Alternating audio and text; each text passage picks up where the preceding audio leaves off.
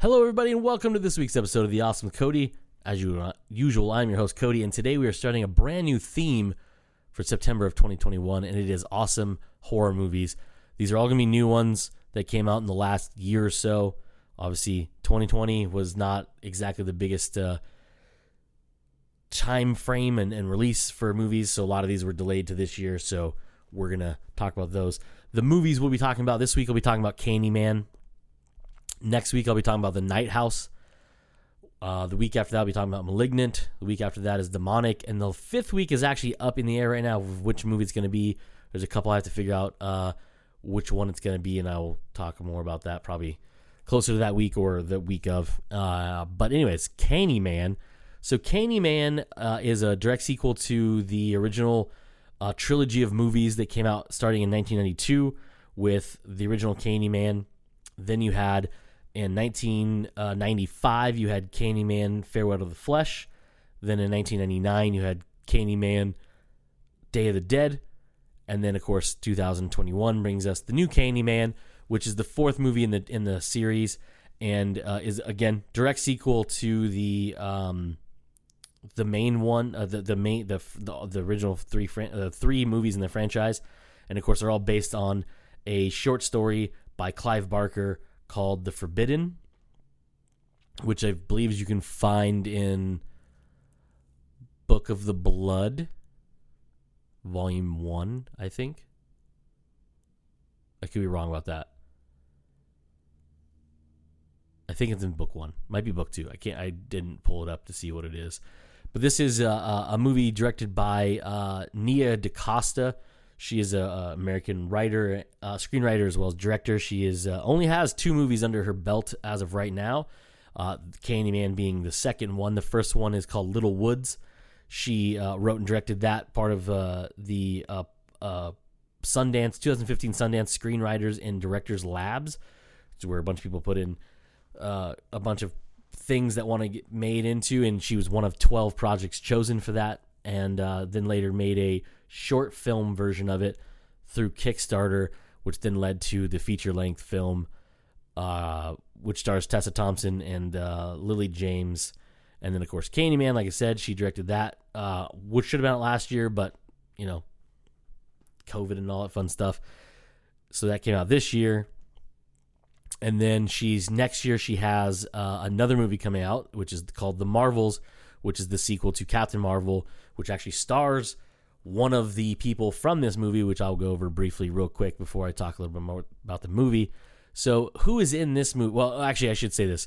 So the movie itself is written by Jordan Peele and his writing partner, but it goes by the name of Win Rosenfeld. So Jordan Peele obviously is famous for being half of Key and Peele, the comedy sketch show that went to huge popularity through Comedy Central from 2012 to 2015. Then, of course, the two of them started in a movie shortly thereafter. It was a couple years after, wasn't it? No, it was a year after, called Keanu. And then he, of course, wrote and directed and produced the awe-inspiring Get Out, which was an amazing movie itself. He then produced BlacKkKlansman, which is another really good movie. Then he wrote, directed, and produced Us in 2019, again to rave reviews and phenomenal just everything. Then he wrote and produced Candyman. His next movie, of course, is called Nope, which is going to be released sometime next year. I'm not too sure, which he wrote and directed and produced. And then just recently announced he and Keegan-Michael Key have come back together for a stop-motion movie for Netflix called Wendell Wild, which is about 2 demon brothers, I think it is. And there's a bunch of stuff, but that's his next big project. So Win Rosenfeld started working with was hired, I should say, to be president and CEO of Jordan Peele's company, Monkey Paw Productions. And with him, they have done a bunch of different things. One of the movies is Black Klansman, where he was an executive producer, and then he co-wrote Candyman and produced it with Jordan Peele, and then he's working with them on Wendell and Wild, as well as he worked with him on. He wrote one of the episodes of the short-lived but fantastically made Twilight Zone reboot for CBS All Access, which Jordan actually narrated, but also produced thereof. And I don't know if Jordan wrote any of those. I don't think he did. Did he write any of the Twilight Zone stuff, or was he just narrator? No, he did write on it. No host. No, yeah, he said he wrote some of it. I don't know which parts, but yeah, I'm pretty sure he wrote a couple different things in it. But we're not talking about that this week. But anyways, yeah. So it's that's Jordan Peele and Win Rosenfeld. So Nia obviously directed it. She does have a writing credit on there. She probably did some rewrites during the process. So that's who made it. Who was in it? Who also made it? But the actors and actresses in the movie. The main character. Oh, the two main characters. There's a male and female lead. Definitely the main star of it would be a gentleman that goes by the name of. And again, I'm going to butcher some of these names because I'm terrible with names in general. But I believe it's Yahya. And again, terrible pronunciation. But I think it's Yahya Abdul Mateen II. And I've seen him in a couple things. Biggest credit to his name so far. Well, a couple things. But he was in Aquaman. If you remember that movie by any stretch of imaginations, so he plays the villain in one of the villains in the first Aquaman movie, and he's actually reprising the role in Aquaman 2 later next year, I believe. It's called Aquaman in the Lost Kingdom. He plays a character named David Kane / Black Manta, and they're filming that right now. He was also in the movie Us, directed by Jordan Peele, obviously. And then television-wise, he was on The Get Down, which is the musical that was on musical drama, which was on Netflix. He was in an episode of The Handmaid's Tale, episode of Black Mirror, and, of course, 8 episodes of the amazing Watchmen on HBO, where he played Kal Abar, but also the physical embodiment of Dr. Manhattan in that series. And he's fantastic in that. He's been in other stuff too, in other movies. The Trial of the Chicago 7, which he got nominated for a bunch of awards for.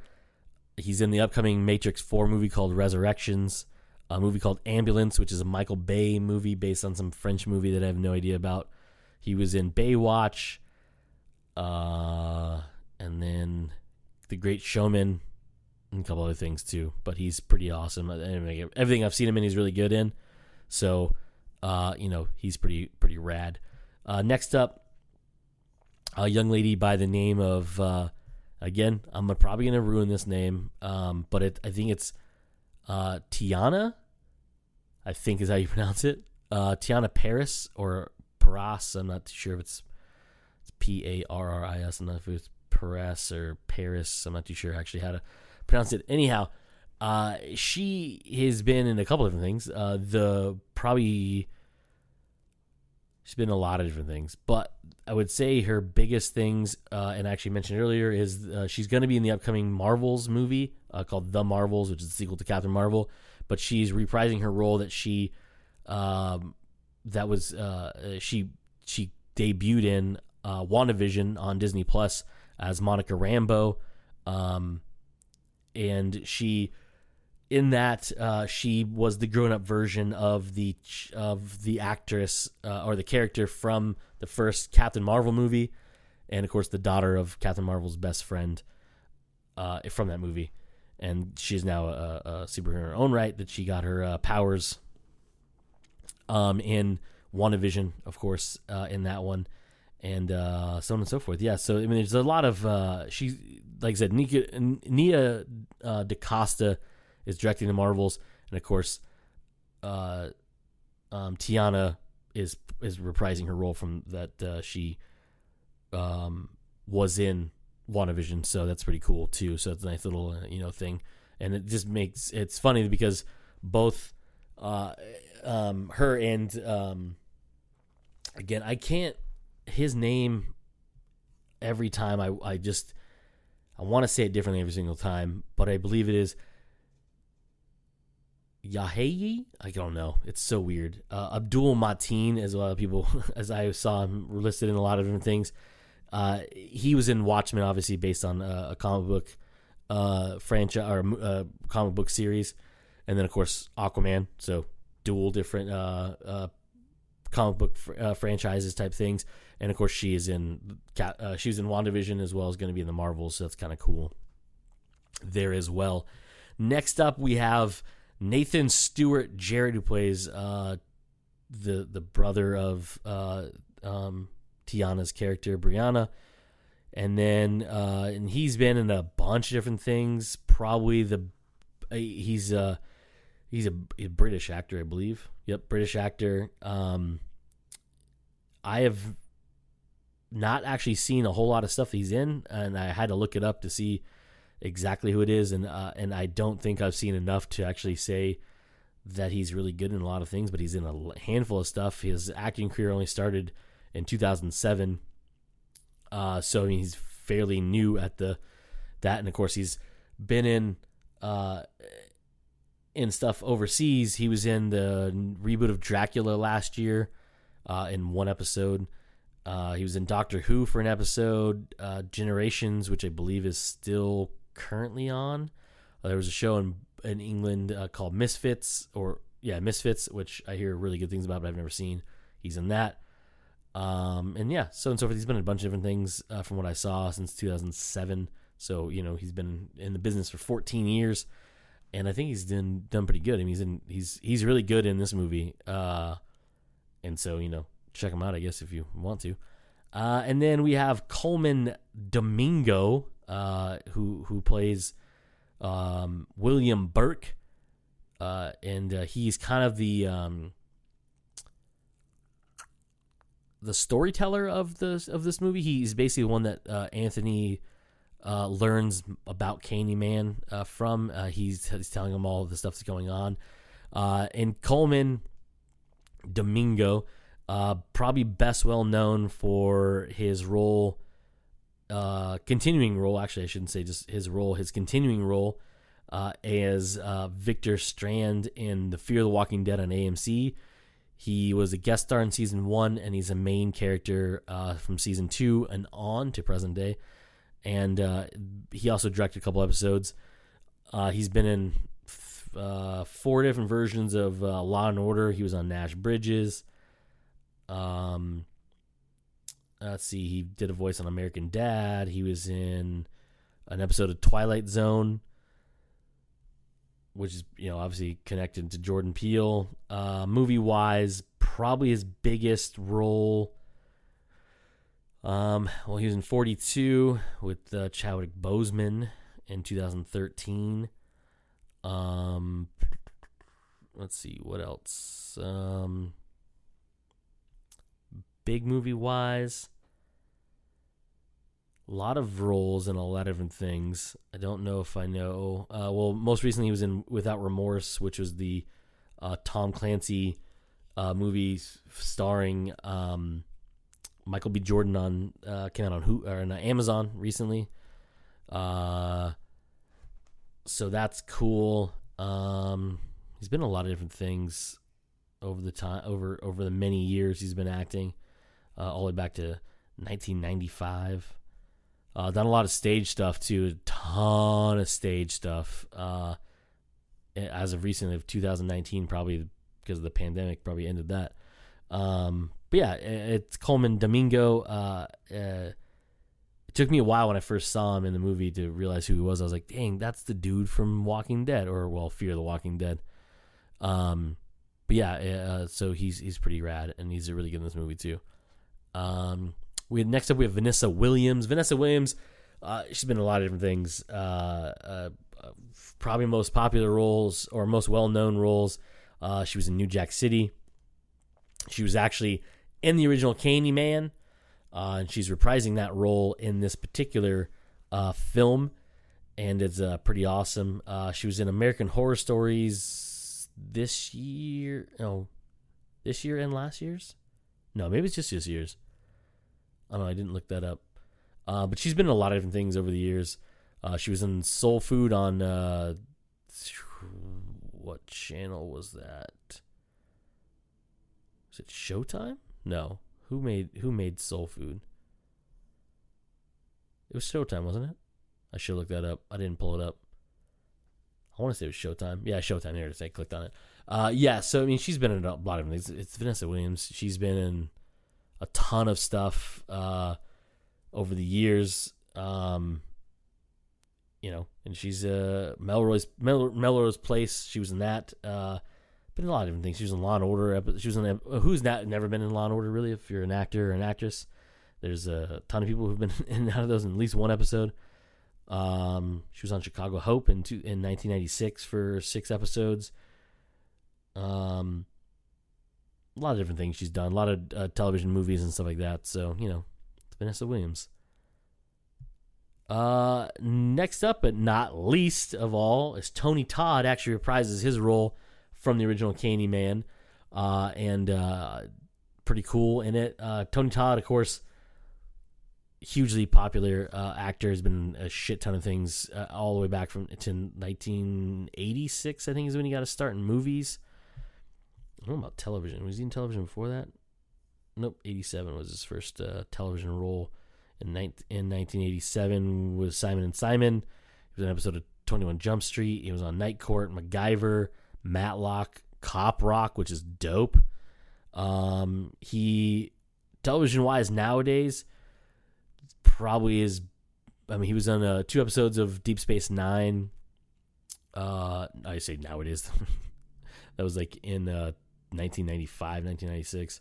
But most recently, probably his biggest role on, not even on TV, just, I mean, he was on TV, but it was his voice. He did the voice of Zoom on The Flash in 15 episodes, which is pretty cool, obviously, there. And then he pops up in 1 and 2 episodes, different things.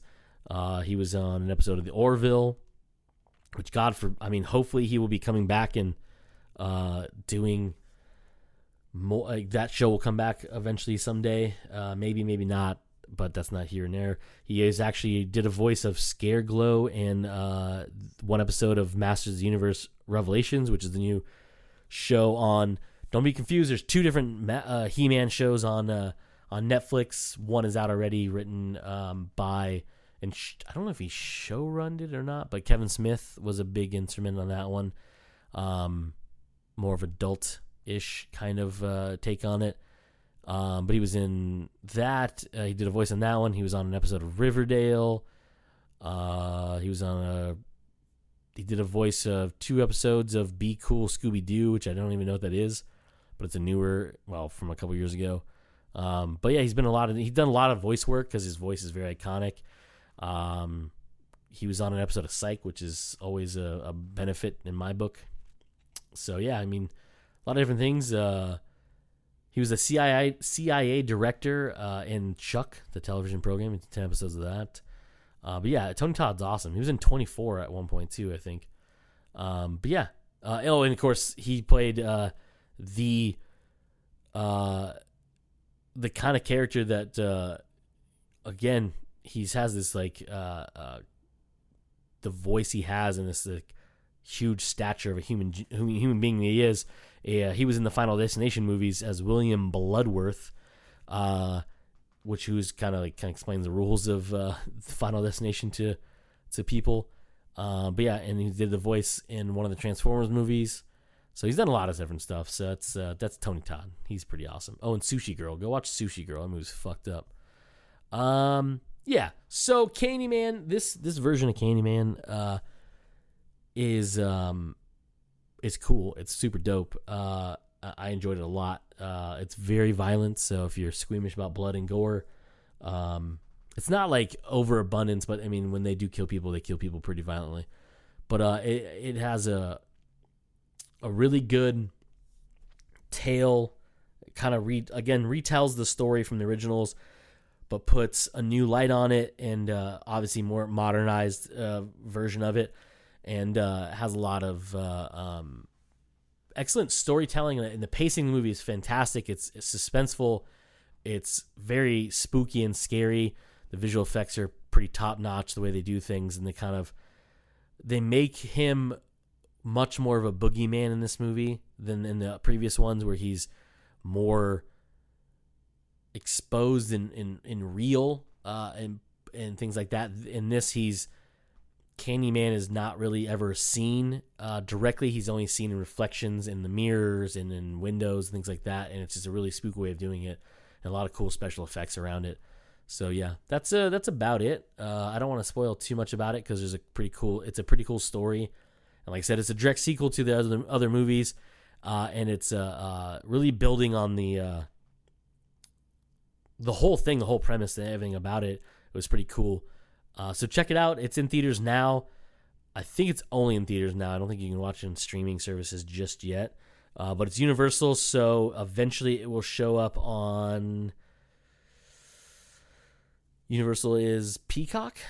Is that right? Yeah, Peacock eventually, probably down the road. Probably not right away. Actually, maybe not. Maybe just hit other streaming services throughout there. But you can check it out. It's real fun. If you like horror movies. If you don't like horror movies, it can be pretty horrific, I guess. I don't know. But if you don't like horror movies, don't watch Candyman. That's dumb. If you don't enjoy those movies. But anyways, that's it for this week's episode. Tune in next week. I'll be talking about another horror movie, which is called again, I want to every time I talk about this movie, I want to call it The Empty House, but it's The Night House. So tune in next week when I talk about that one and tell you all about it. Not all about it, but tell you what my thoughts are on it. And yeah, that's it for this week's episode of The Awesome C.O.D.Y. I have been your host, C.O.D.Y, and usual, I would like to say at the end of this, let's be awesome.